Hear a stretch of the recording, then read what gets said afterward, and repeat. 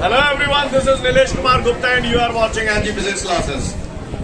Well, पिछले term में मैंने आप लोगों को इलास्टिक पोटेंशियल एनर्जी समझाई थी, उसकी डेफिनेशन भी बताई थी. Work done in stretching of wire is called elastic potential energy, और उसके लिए हम लोगों ने नेसेसरी फॉर्मूला भी ड्राइव किया था, राइट गाइस. और उसके बाद उसी पर बेस्ड कुछ एक न्यूमेरिकल्स भी कराए थे, राइट. इसी कड़ी में अब हम लोग आगे बढ़ने जा रहे हैं और अब हम लोग पढ़ने जा रहे हैं एप्लीकेशन ऑफ इलास्टिसिटी, राइट. क्या पढ़ने जा रहे हैं हम लोग? जी हाँ, जी हाँ मेरे भाइयों, अब हम लोग एप्लीकेशन ऑफ इलास्टिसिटी पढ़ने जा रहे हैं. तैयार है हम लोग? तो सुने भैया, इलास्टिसिटी का क्या एप्लीकेशन है, क्या यूज है, वो हमें जानना है, वो हमें, हाँ ये जानिए. अच्छा एक बात बताओ, सुनना होगा कभी वर्ड सुना आपने? क्रेन, क्रेन है सुना है? तो ये जो क्रेन ही ना सुनो, कौन सा ताने ना सुनो बेटा, दिक्कत हो जाएगी बड़ी भारी. हाँ ये तो फिर क्रेन नहीं मंगा के दिखानी पड़ेगी.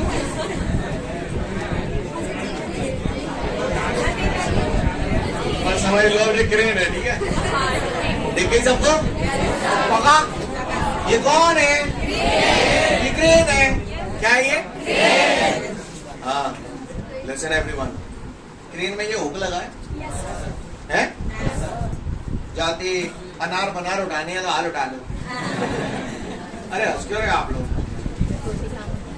अरे छोटे मोटे सामान नहीं उठाते, बड़े बड़े भारी चीजें उठाते हैं.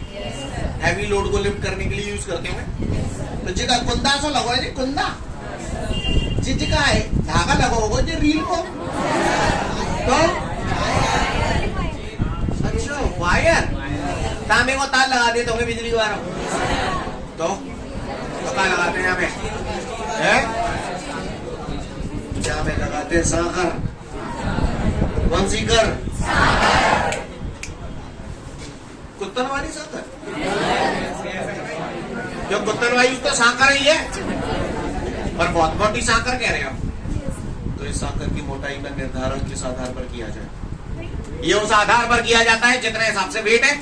तो इन सब चीजों का कैलकुलेशन जो किया जाता है, किसी भी हैवी लोड को उठाने के लिए कितनी मोटी साकर लगेगी, कितनी मोटा वायर लगेगा, इस बात को डिसाइड करने के लिए हम लोग इलास्टिसिटी का यूज करते हैं. समझ में आई बात?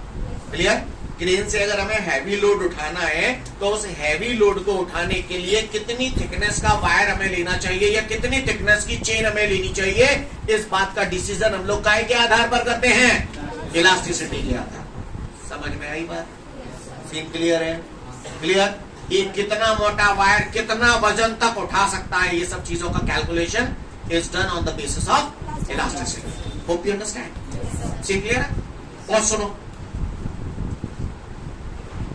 ब्रिज होते हैं, ब्रिज, पुल, पुल सुना? पुल में सरिया भरिया डकते हैं, तो उसमें जो सरिया हो ना, वो सरिया कुछ इस प्रकार के डालने चाहिए कि वो जरूरत से ज्यादा बैंड ना हो.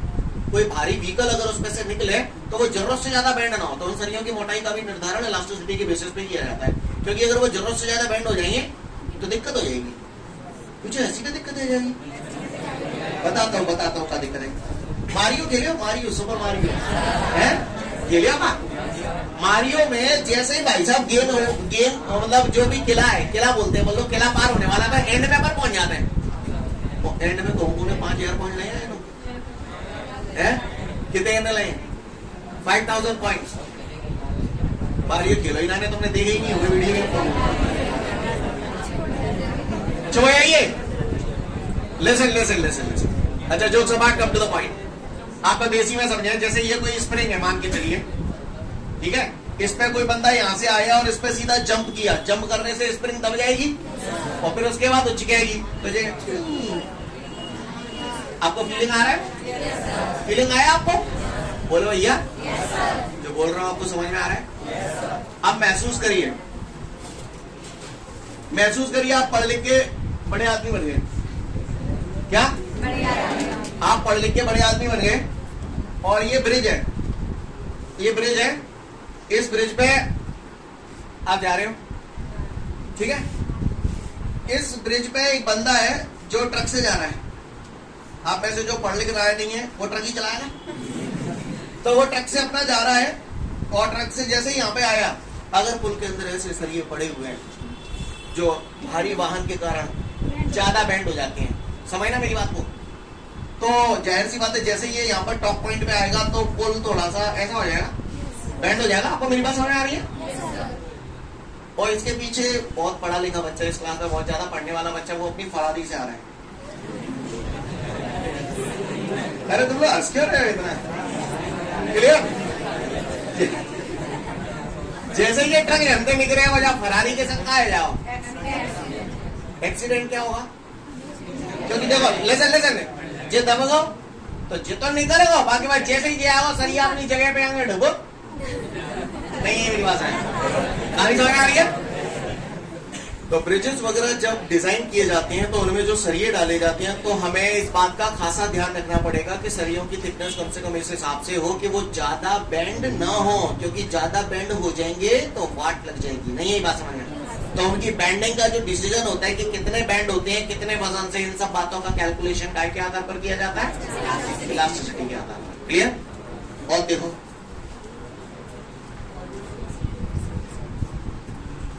ये कुछ एहसास जगह क्या है?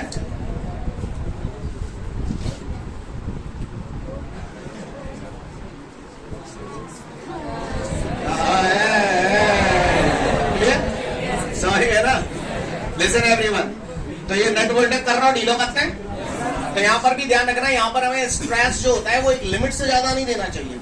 अगर स्ट्रेस एक लिमिट से ज्यादा देते हैं तो आपने देखा होगा इसकी जो कॉर्नर है वो थोड़े से बैंड हो जाते हैं और नेट बोल्ट इतना ऐसा हो जाता है कि फिर वो खुलता ही नहीं है, जाम हो जाता है। नहीं यही बात समझे? यानी यहाँ पर स्ट्रेस जो होता है वो बियॉन्ड इलास्टिक लिमिट नहीं देना चाहिए। अगर बियॉन्ड इलास्टिक लिमिट दे दिया तो ये परमानेंटली डिफॉर्म हो जाएंगे नेट बोल्ट। आपको मेरी बात समझ में आ रही है? क्लियर है? तो यहाँ पर इसे मैक्सिमम कितना स्ट्रेस देना चाहिए, इन सब बातों का कैलकुलेशन क्या आधार पर किया जाता है? इलास्टिसिटी के आधार पर। क्या आपको मेरी बात समझ में आई? पॉडबल एप्लीकेशन ऑफ इलास्टिसिटी आप लोग समझ जाएंगे।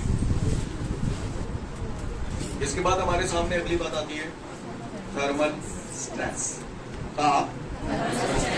जी हाँ मेरे भाइयों, थर्मल स्ट्रेस। लिसन एवरीवन, क्यों मैंने सुना है कि टेम्परेचर में अगर चेंज हो जाए तो आपके अंदर भी चेंजेस आने लगते हैं। टेम्परेचर अगर जरूरत से ज्यादा कम हो जाए, मौसम ठंडा हो जाए, तो सुना है तुम सिकुड़ जाती हो, हैं? बोलो, जब ठंडों में आप सोती हो तो यहाँ हो जाते हो। बोलो ये सही बोलना? सुना है गर्मियों में पसंद के सोती हो? Lesson jokes apart, come to the point. गर्मियां जब पड़ती हैं तो टेम्परेचर ज्यादा होता है, और टेम्परेचर ज्यादा होता है तो फैल के सोते हो, यानी आप अपनी बॉडी का जो एरिया है वो थोड़ा सा बढ़ा देते हो। समझ में आ रही बात? लेकिन जब ठंड पड़ती है तो सिकुड़ जाती है। ये नेचुरल फिनोमेना ऑटोमेटिकली होता है, होता नहीं होता? ओके, यानी टेम्परेचर चेंज हो जाने से चीजें चेंज हो जाती हैं। मानते नहीं मानते? मानते। Very good. लिसन एवरीवन, गौर से देखिएगा, ये दो वॉल हैं, इन दोनों वॉल के बीच में मैंने कोई मेटेलिक वायर कनेक्ट कर दिया है। क्लियर? अगर इस मेटेलिक वायर का टेम्परेचर चेंज किया जाए, अगर इस मेटेलिक वायर का टेम्परेचर चेंज किया जाए तो इस वायर के अंदर स्ट्रेस पैदा हो जाता है, और चूंकि ये स्ट्रेस टेम्परेचर की वजह से पैदा हो रहे हैं, इसलिए इस स्ट्रेस को हम लोग बोलते हैं थर्मल स्ट्रेस। थर्मल का मतलब ही होता है heat, temperature. Getting my point everyone? See clear है? तो यानी यहाँ पर क्या है, कोई मेटेलिक वायर रिजिडली यानी टाइटली फिक्स है इन दोनों पिलर्स के बीच में, कुछ भी बोल दो, दोनों वॉल्स के बीच में। अगर मैं इस वायर के टेम्परेचर को चेंज करूं तो इसके अंदर एक स्ट्रेस प्रोड्यूस होता है। इस स्ट्रेस को हम लोग बोलते हैं शर्मा जी थर्मल स्ट्रेस। कौन सा स्ट्रेस? हाँ, थर्मल स्ट्रेस। ये आपको एकदम से क्रिस्टल क्लियर तो नहीं होगा, पर चीजें समझने की कोशिश करें। यंग मॉड्यूलस ऑफ इलास्टिसिटी मैंने पढ़ा था, स्ट्रेस अपॉन स्ट्रेन। तो यहाँ पर ये जो स्ट्रेस है, इस स्ट्रेस को मैं यहाँ पर कौन सा स्ट्रेस बोल रहा हूँ? थर्मल स्ट्रेस, क्योंकि यहाँ पर हीट की वजह से वेरिएशन आ रहे हैं, जो भी आ रहे हैं। क्रॉस मल्टीप्लाई कर दूंगा तो गौर से देखिएगा, thermal stress is equal to क्या हो जाएगा? Thermal stress is equal to y into strain. क्या ये बात समझ में? बोला भैया? ओके, स्ट्रेस को P लिख दूं, y स्ट्रेन, स्ट्रेन को E से भी डिनोट करते हैं, अगर आप लोगों को पता हो तो। एक मेरे कहने से यहाँ पर ये फॉर्मूला याद रखना पड़ेगा। अगले 1-2 चैप्टर बाद इस फॉर्मूले को आपको प्रूव करके बताऊंगा कि आया कहां से। क्लियर है? फिलहाल आपको यहाँ पर स्ट्रेन का एक फॉर्मूला याद रखना पड़ेगा। स्ट्रेन का फॉर्मूला होता है अल्फा डेल्टा टीटा। क्या होता है? क्या होता है? Alpha delta theta. Delta theta यहाँ पर चेंज इन टेम्परेचर है, और मुझे लगता है चेंज इन टेम्परेचर निकाल सकते हैं आप लोग। चेंज, किसी भी चीज में चेंज कैसे निकाला जाता है? हाँ, final temperature minus initial temperature. Clear? और अल्फा को बोलते हैं कोफिशिएंट ऑफ लीनियर एक्सपेंशन। याद रखना पड़ेगा भैया आपको, यहाँ पर आगे का जब पढ़ाऊंगा तब आपको क्लियर होगा कि कोफिशिएंट ऑफ लीनियर एक्सपेंशन होता क्या है। सीन क्लियर है? भाषा समझ में आ रही है? तो स्ट्रेन की जगह मैंने यहाँ क्या लिख दिया? Alpha delta. सीन क्लियर है? तो ये थर्मल स्ट्रेस का फॉर्मूला बन गया। सुना है stress is equal to force upon area. तो स्ट्रेस की जगह मैंने लिख दिया force upon is equal to Y alpha delta theta. A को इधर ले आऊंगा तो F is equal to Y A alpha delta theta. Scene clear है भैया? थर्मल स्ट्रेस निकालना है तो इससे निकाल लोगे, फोर्स निकालना है इससे निकाल लोगे। कहानी समझ में आ रही है आपको? डेल्टा टीटा यहाँ पर क्या है? Change in temperature. Change in temperature कैसे निकालेंगे? फाइनल चेंज तो निकालना आता है, कई बार निकलवा चुका हूं। फाइनल टेम्परेचर माइनस पढ़ लो, फिर आगे बढ़ूंगा। वो कह रहा है एक वायर है जिसका area of cross section 2.0 millimetre square है। तो पहले तो इसी से निपट लेते हैं। पॉइंट के बाद जीरो का कोई महत्व नहीं होता, तो एरिया हो गया हमारा 2 मिली होता है 10 की पावर -3 मीटर स्क्वायर। तो ये आ जाएगा हमारा 2 इंटू 10 की पावर -3 का स्क्वायर करूंगा तो 10 की पावर है कि +6 -6। समझ में आता है? पावर के ऊपर पावर होती है तो पावर का मल्टीप्लाई हो जाता है, और बचा क्या? Metre square. तो कह रहा है एक वायर है, वायर का एरिया इतना है, और उस वायर का टेम्परेचर हमने 50 डिग्री सेल्सियस से 30 डिग्री सेल्सियस कर दिया।